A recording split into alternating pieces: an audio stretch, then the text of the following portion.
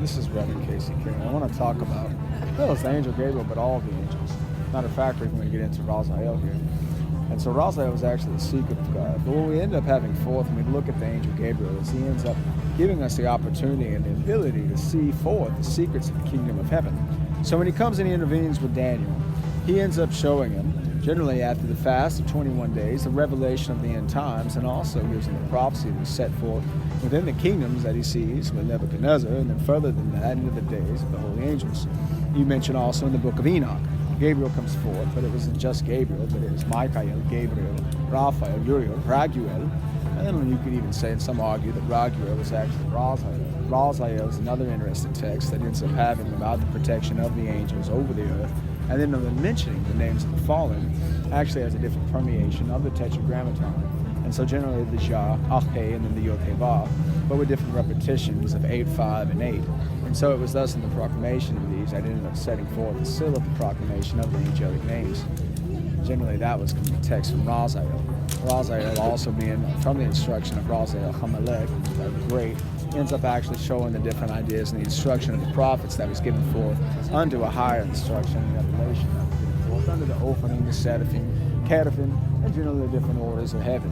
And so when they talk about it, you listen to the 7 orders of heaven, or the 7th heaven, it was actually also in this, was a portion, was actually an understanding from the angels. So what you would have is Gabriel being in this realm, and then Michael being an archangel. So then you would have angels, archangels, the principalities, dominions, thrones, virtues, and powers, leading up to the cherubim, the seraphim, of course, the cherubim being the seraphim, angels of fire, cherubim, angels of love, led forth, and then you can jump into Metat.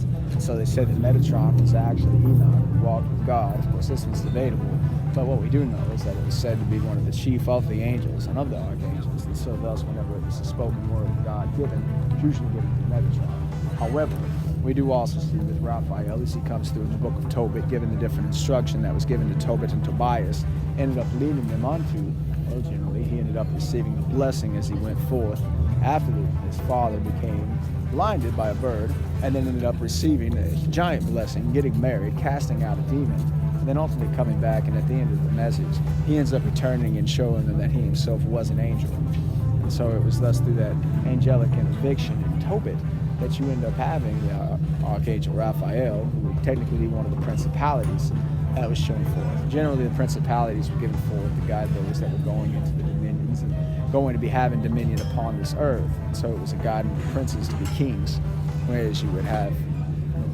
Gabriel, an interaction that he would come with Joseph and Mary. And then also you could look back through the text and see the different variations from Hebrew and even from Garden of Eden, where it talks about the cherubim, sword of fire set forth. And so when you look back into this and the angelology of it, what you can find is that Gabriel is set forth in the canonical text of the Bible as one of the most well-known angels of the heavens. Not so well known are those that are within the book of Enoch, and then furthermore, if you go further into the text, even Raphael finds himself only in the Catholic canonical text itself.